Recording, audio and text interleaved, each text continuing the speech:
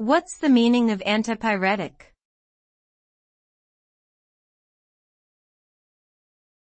Antipyretic.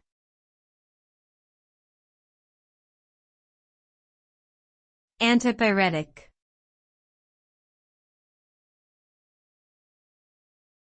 Antipyretic.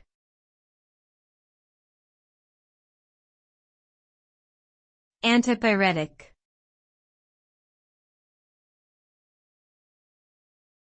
Antipyretic.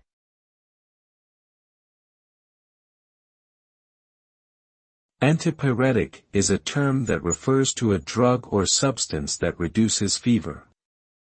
When a person has a fever, their body temperature increases in response to an infection or illness. Antipyretic drugs work by blocking the production of certain chemicals in the body that cause fever, therefore helping to lower a person's body temperature.